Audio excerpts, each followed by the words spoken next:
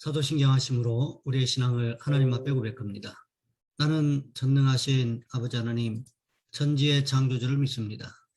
나는 그의 유일하신 아들 우리 주 예수 그리스도를 믿습니다. 그는 성령으로 잉태되어 동정녀 마리아에게서 나시고 본디오 빌라도에게 고난을 받아 십자가에 못 박혀 죽으시고 장사된 지 사흘 만에 죽은 자 가운데서 다시 살아나셨으며 하늘에 오르시어 전능하신 아버지 하나님 우편에 앉아 계시다가 거기로부터 살아있는 자와 죽은 자를 심판하러 오십니다. 나는 성령을 믿으며 거룩한 공교회와 성도의 교제와 죄를 용서받는 것과 몸의 부활과 영생을 믿습니다. 아멘. 찬송가 570장입니다.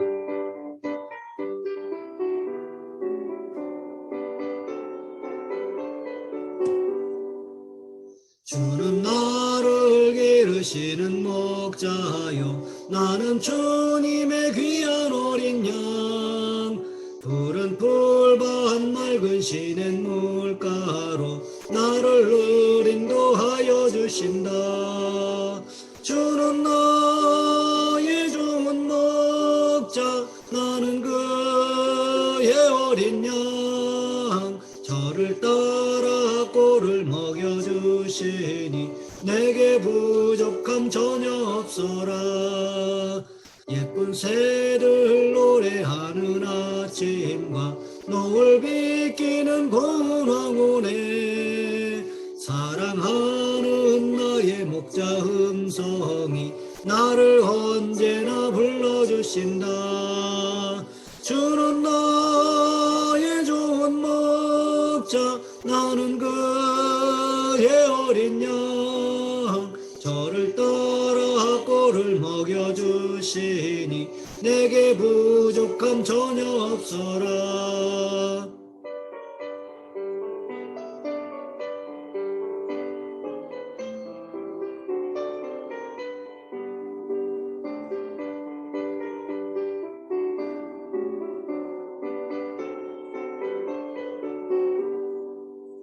못된 짐승 나를 해치 못하고 거친 비바람 상치 못하리. 나의 주님 강한 손을 펼치사 나를 주야로 지켜주신다. 주는 나의 좋은 목자, 나는 그의 어린 양. 저를 따라 꼴을 먹여주시니 내게 부족함 전혀 없어라.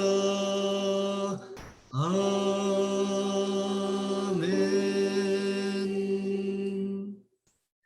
오늘 말씀 열왕기하 23장에서 보겠습니다. 열왕기하 23장 24절로 27절까지 말씀입니다. 제가 가진 성경은 구약 성경 604쪽에 있습니다. 제가 봉독해 드립니다. 요시야가 또 유다 땅과 예루살렘에 보이는 신접한 자와 점쟁이와 드라빔과 우상과 모든 가증한 것을 다 제거하였으니 이는 대제사장 hil기야가 여호와의 성전에서 발견한 책에 기록된 율법의 말씀을 이루려 함이라. 요시야와 같이 마음을 다하며 뜻을 다하며 힘을 다하여 모세의 모든 율법을 따라 여호와께로 돌이킨 왕은 요시야 전에도 없었고 후에도 그와 같은 자가 없었더라. 그러나 여호와께서 유다를 향하여 내리신 그 크게 타오르는 진노를 돌이키지 아니하셨으니 이는 므낫세가 여호와를 경노하게 한 그 모든 경노 때문이라. 여호와께서 이르시되 내가 이스라엘을 물리친 것 같이 유다도 내 앞에서 물리치며 내가 택한 이 성 예루살렘과 내 이름을 거기에 두리라 한 이 성전을 버리리라 하셨더라. 아멘. 오늘 본문의 말씀을 가지고 요시야의 선택이라는 제목으로 함께 말씀을 살펴보겠습니다. 얼마 전에 한 온라인 커뮤니티를 뒤집어 놓은 사건 하나가 소개됐는데 어떤 사람이 앱으로 햄버거 2개와 쿠키 하나를 주문했습니다. 그러면서 도착하시면 사진을 찍어서 나한테 문자로 좀 달라고 요청을 남겼는데 배달원이 도착해서 문자를 남기지 않고 그냥 햄버거를 문 앞에 놓고 갔어요. 잠시 뒤에 배달앱에서 도착했습니다 라는 알림이 와서 문 밖에 나가보니까 분명히 배달됐다고 하는 햄버거와 쿠키가 없는 거예요. 한참을 찾다가 이상한 것 같아서 CCTV를 돌려보았습니다. 그랬더니 세상에 지나가던 동네 개가 그걸 다 먹어버린 것이었습니다.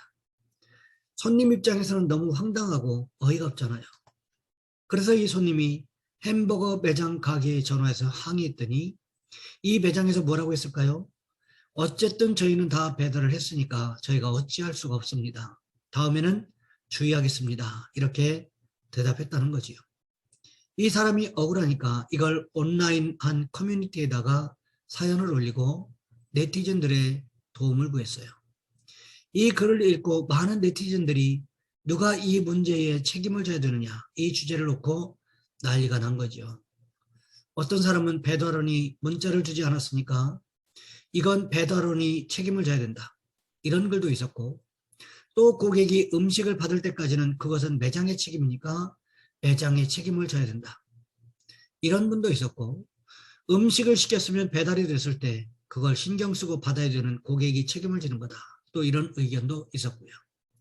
심지어 어떤 사람은 개가 먹었으니까 개에게 책임을 묻자, 이렇게 말하는 사람도 있었습니다. 네티즌들이 저마다 무엇이 옳은 것이냐, 이 답을 각자의 기준으로 얘기를 하는 거죠.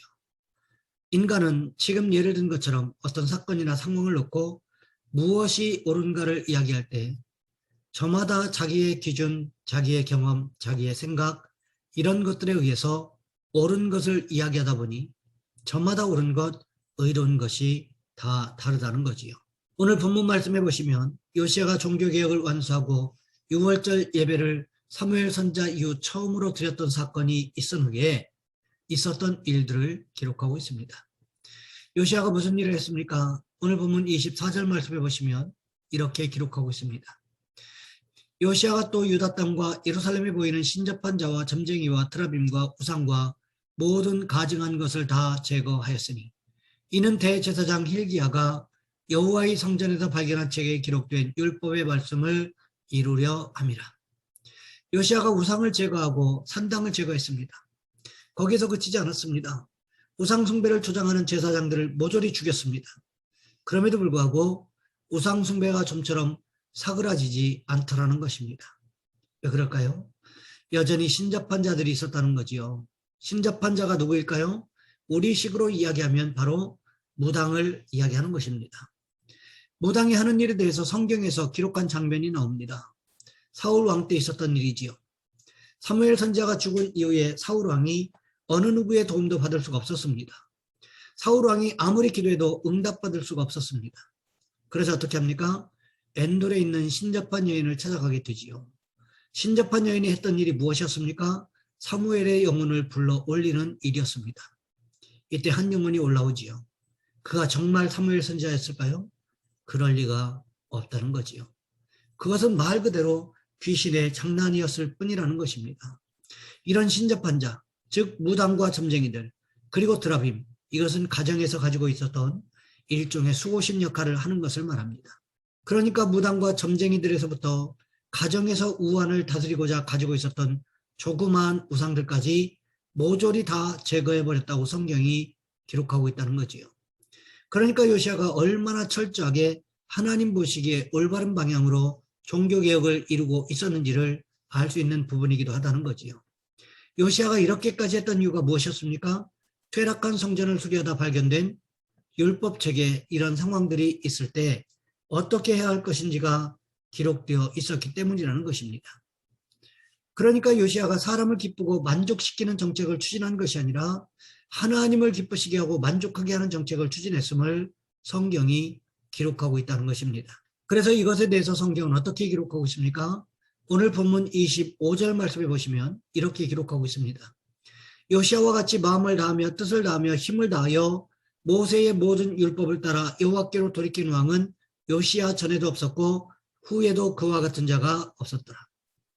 요시야와 같이 마음을 다하고 뜻을 다하고 힘을 다하여 모세의 율법을 따라 살았던, 즉 하나님의 말씀을 따라 살았던 사람은 없었다고 성경이 기록하고 있다는 것입니다. 이 율법은 크게 두 가지로 구분된다고 우리 주님 말씀하셨습니다. 마태복음 22장에 보시면 율법사가 예수님을 찾아와서 어느 계명이 크냐는 질문을 했을 때 우리 주님 이렇게 대답하셨습니다. 마태복음 22장 37절부터 40절까지 말씀해 보시면 이렇게 기록하고 있습니다. 예수께서 이르시되 내 마음을 다하고 목숨을 다하고 뜻을 다하여 주 너의 하나님을 사랑하라 하셨으니 이것이 크고 첫째 되는 계명이요 둘째도 그와 같으니 내 이웃을 내 자신같이 사랑하라 하셨으니 이 두 계명이 온 율법과 선지자의 강령이니라. 이렇게까지 하나님 앞에 성실하게 일했던 왕은 요시야가 유일했다고 성경이 기록하고 있다는 것은 하나님께서도 요시야를 인정하셨다는 것을 보여주는 말씀이기도 합니다. 하지만 무슨 일이 있었습니까? 하나님께서 요시야가 종교개혁을 통하여 우상을 제거하고 산당을 제거하고 또 백성들 가운데 무당과 점쟁이들 그리고 가정의 수호신 역할을 했던 드라빔에 이르기까지 철저하게 하나님 중심으로 모든 사역을 진행했음에도 불구하고 하나님께서 뜻을 돌이키지 않으셨다는 것입니다. 그것이 누구 때문이라고 기록하고 있습니까? 오늘 본문 26절 말씀에 보시면 이렇게 기록하고 있습니다. 그러나 여호와께서 유다를 향하여 내리신 그 크게 타오르는 진노를 돌이키지 아니하셨으니 이는 므낫세가 여호와를 경노하게 한 그 모든 경노 때문이라. 하나님께서 므낫세가 바벨론에서 간구함으로 인하여 용서하고 예루살렘으로 돌아올 수 있도록 했지만 결국 남왕국 유다의 멸망의 도화선에 불을 붙인 모양새가 되고 말았다는 것입니다. 그래서 남왕국 유다는 멸망을 피할 수가 없었다는 것입니다. 오늘 본문 27절 말씀해 보시면 이렇게 기록하고 있습니다. 여호와께서 이르시되 내가 이스라엘을 물리친 것 같이 유다도 내 앞에서 물리치며 내가 택한 이 성 예루살렘과 내 이름을 거기에 두리라 한 이 성전을 버리리라 하셨더라. 하나님께서 어떤 말씀을 하셨습니까? 성전을 버리겠다고 말씀하셨습니다. 하나님께서 말씀하셨던 성전을 버리겠다는 말씀이 이해가 되십니까? 하나님께서 얼마나 화가 나셨으면 이렇게까지 말씀하셨겠습니까? 요시야는 하나님 보시기에 선한 선택을 했습니다. 하지만 하나님께서는 이미 어떤 결정을 내리셨습니까? 요시야 때문에 심판이 조금 늦춰지기는 했지만 결국 어떻게 하실 것을 말씀하셨습니까? 예루살렘 성전을 버리겠다고 하셨다는 거지요. 그러니 우리는 어떻게 할까요? 요시야와 같이 날마다 순간마다 하나님 보시기에 선한 선택을 하는 축복이 있으시기를 주님의 이름으로 부탁을 드립니다. 이 시간 우리 한 목소리 함께 기도하겠습니다. 하나님, 우리도 요시야와 같이 날마다 하나님 보시기에 선한 선택을 하는 축복이 있게 도와주옵소서. 또한 기도하실 것은 나라와 민족을 위하여 이 시간 우리 주여 한번 간절히 부르신 후에 한 목소리 함께 기도합니다. 주여, 사랑의 하나님, 우리를 도와주시기를 원합니다.